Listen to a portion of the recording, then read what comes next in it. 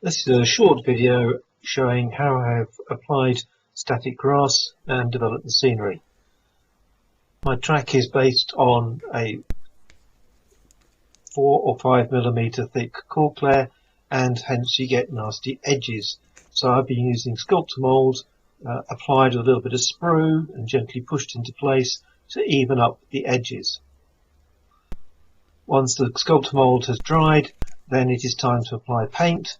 I did try Woodland Scenics paint, but I found it didn't give very good coverage, so I have been tending to use an acrylic paint from a local hobby shop.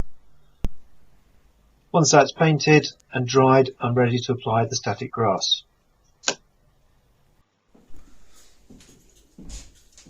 Lots of people have different techniques for applying static grass. This one is mine. Standard PVA glue, about 50-50 mixed with water. And I put it down onto the area I want to apply the static grass to in a nice thick layer. Don't have to be too neat, but it is important to try and get it into all the areas that you want the grass to stick to.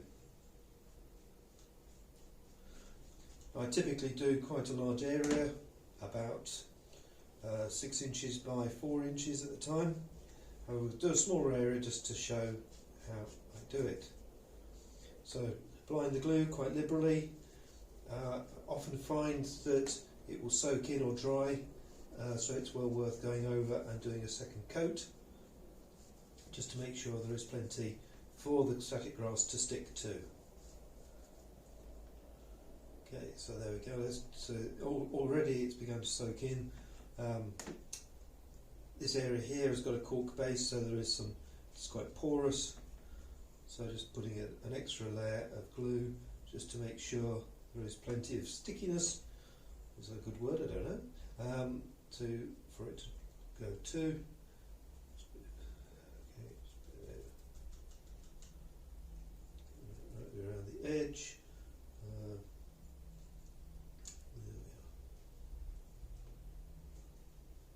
Okay, put the glue over to one side and out of the way. I'll wash the brush up in a minute or two before it gets sticky. I use the Pico Static Grass PS2 applicator, and what I've got in here is some 8mm static grass and some 6 mixed together. I'm looking for a sort of quite a dark, sort of rough ground shade. So I found that you don't, although it says you should put a nail in or something, I've just found you can hold it on the board and it works perfectly well. So switching on the grass, just give it a good shake.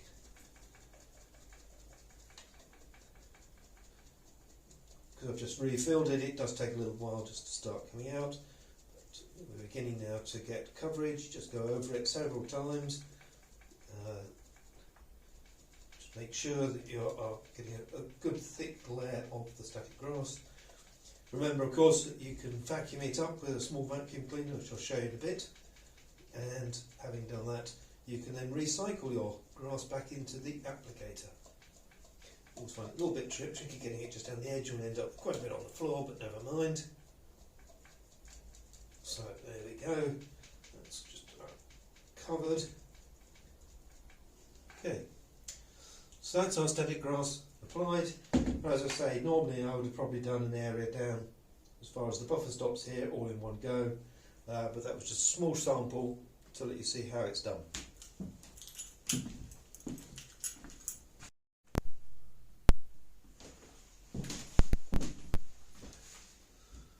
So in the last video I applied some static grass in this area here, and it's now had a good time to dry, so it's time to suck off the excess.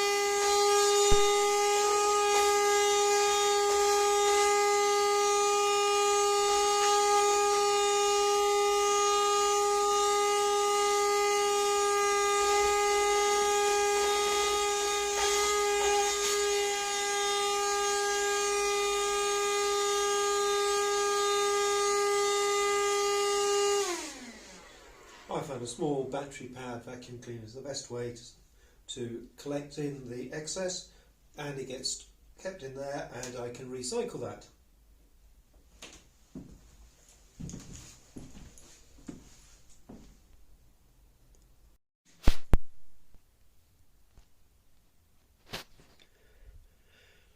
When I first started applying static grass, I tried to be clever by using different colours to make patterns. But actually I found that it didn't look as natural as when one just applies a broad swathe of roughly the same colour, sometimes mixing in some different colours. So one has some areas which probably I will strip off and redo, and others where it is looking more natural. So the area of grass we originally applied now dry. I've extended a little bit further, added a few more patches as you can see, and it's very much work in progress. Over the other side of the tracks, some grass that I laid earlier on, and a little hedge up against the back scene leading into a small play area with some much shorter static grass within the play area itself. Of the layout. And now a run of a train Apologise or that, two. Very much in progress with construction works, and you may see the odd pots of paint around and other items. Start with the main terminus of the layout, and we're going to start the class 37 running around the layout, and we'll follow it round to see where it goes.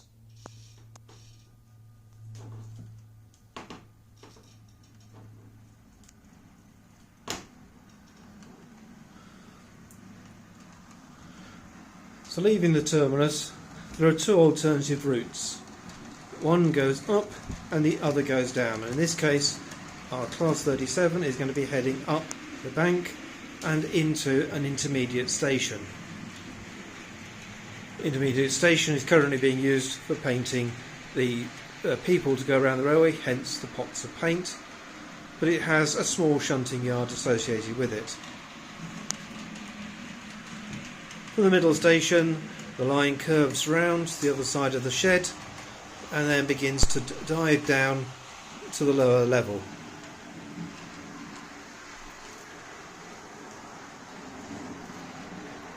Passing over the canal and round the back of the pub. I mean, who doesn't have a pub beside a lock on a canal? It drops down to the lower level where there are some storage sidings for trains when I eventually buy some more.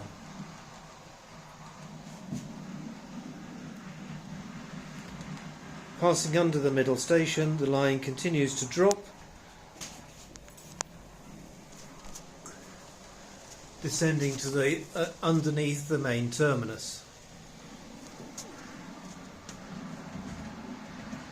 We can now see that the 37 will run round to the double track underneath the terminus, appearing and then disappearing again before starting to retrace its route back up to the terminus to finish its journey. So as it makes its way underneath the terminus, we need to set the points ready for its return.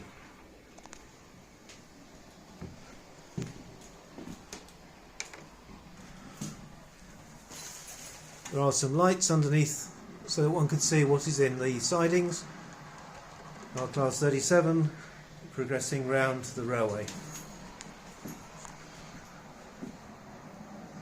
On this trip it is going to make its way back the way it came, however there is an option of going round a loop and returning back into the storage sidings.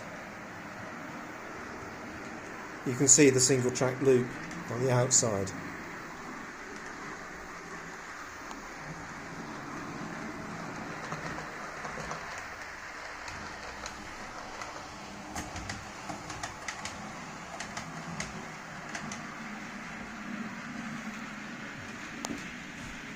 Passing back through the middle station, we're now heading back towards the terminus,